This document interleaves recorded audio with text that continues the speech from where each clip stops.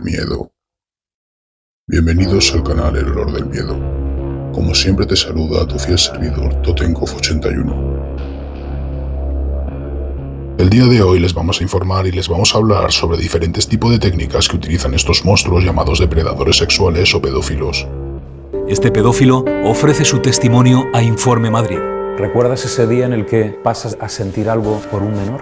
Sí, yo tenía ya fotos que yo mismo sacaba de internet. Mi familia me pillaron un día en la habitación, me pilló mi madre y se enfadó la mujer. El grooming consiste en el proceso de manipulación y seducción en línea de menores de edad con el fin de obtener su confianza y satisfacer sus deseos sexuales. El sexting consiste en el intercambio de mensajes de texto, imágenes y vídeos sexualmente explícitos con menores de edad. El abuso emocional. Los pedófilos pueden utilizar la manipulación emocional para ganarse la confianza de los menores y abusar de ellos. El acoso en línea. Los pedófilos pueden acosar a menores de edad a través de las redes sociales, mensajes privados, etc. Ahora hablaremos del perfil psicológico de estos monstruos. Suelen tener baja autoestima. Los pedófilos suelen mostrar una baja autoestima y buscan sentirse poderosos y controlar a los demás, especialmente a los menores de edad. También sufren problemas para socializar. Muchos pedófilos tienen dificultades para relacionarse con personas de su edad, por lo que buscan establecer vínculos con menores. También tienen trastornos de personalidad. Algunos pedófilos pueden presentar trastornos de personalidad como el narcisismo, la psicopatía, entre otros. Casi siempre tienen un historial de abusos. Muchos de los pedófilos han sido víctimas de abusos sexuales en su infancia, lo cual puede influir en su comportamiento. Es importante tener en cuenta que estos perfiles y técnicas no son aplicables a todos los pedófilos, ya que cada individuo es único y puede tener diferentes motivaciones y comportamientos. La prevención y la educación son fundamentales para proteger a los menores de edad de posibles abusos sexuales. Es importante tener en cuenta que la pedofilia es un trastorno psicológico complejo y no todos los pedófilos tienen los mismos pensamientos o motivaciones. Decidí no declarar porque... La verdad es que sinceramente, porque no van a creerme lo que voy a decir. Entonces, pues estaba un poco absurdo de hacer una declaración cuando no van a creer. Sin embargo, algunos de los pensamientos comunes que pueden pasar por la mente de un pedófilo incluyen fantasías sexuales con niños. Los pedófilos pueden experimentar pensamientos sexuales intensos y recurrentes con niños, lo cual puede llevarles a actuar de forma inapropiada. Justificación por su comportamiento. Algunos pedófilos pueden tratar de racionalizar su atracción hacia los niños, argumentando que no están causando daño o que a los niños también desean la relación. Manipulación y engaño. Muchos pedófilos son expertos en manipular a los niños y a sus familias para lograr sus objetivos. Pueden utilizar tácticas de seducción, regalos o mentiras para lograr acceder a los niños. Sentimientos de culpa y vergüenza. A pesar de sus acciones, algunos pedófilos pueden experimentar sentimientos de culpa y vergüenza por su atracción hacia los niños, lo cual puede llevarles a esconder su comportamiento o a buscar ayuda. Es importante tener en cuenta que la pedofilia es un trastorno mental grave y criminal, y el pensamiento de un pedófilo no justifica sus acciones.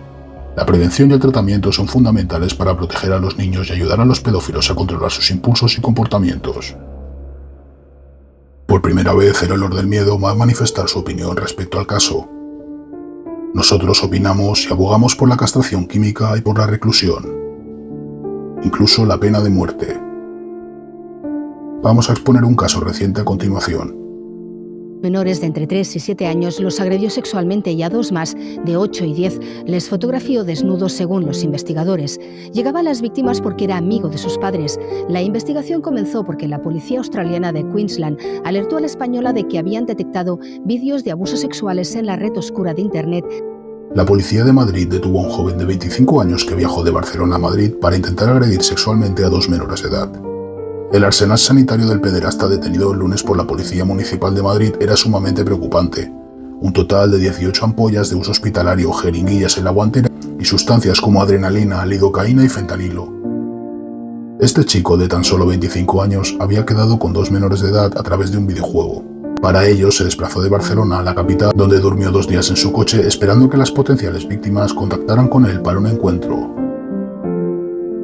A las 4 de la tarde, Avenida Portugal con Puerta del Ángel, un vehículo realiza una maniobra prohibida y los agentes de la Comisaría Central de Seguridad le dan el alto.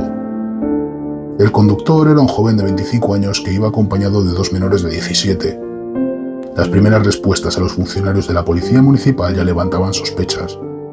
Deciden pasar los datos del conductor por la base de datos. Y bingo, tiene antecedentes por pornografía infantil y la prohibición de salir del territorio nacional. Además, cuenta con una orden de alejamiento de un menor en Cataluña. La policía encontró en la casa de Sitges donde vivía abundantes rastros de haber accedido a la red de Internet oscura, incluidos enlaces a foros secretos y mucha pornografía infantil poco conocida descargada de estos sitios. Las circunstancias provocan que se tenga que registrar el coche. Un turismo donde localizan un chaleco de Mossos de Escuadra, otro de la policía alemana y unos grilletes. Lo más preocupante lo encuentran al abrir la bolsa. Fentanilo, lidocaína, adrenalina y en la guantera jeringuillas. Un material que se sospecha que el pederasta habría robado de un hospital. Los propios sanitarios que acudieron del SAMUR y Protección Civil expresaron su sorpresa por los medicamentos que portaba. Tenía una bomba de oxígeno sin el sello correspondiente y 18 ampollas de uso hospitalario. Dentro del coche también contaba con una defensa extensible catalogada como arma prohibida y 2 placas de matrícula sustraídas.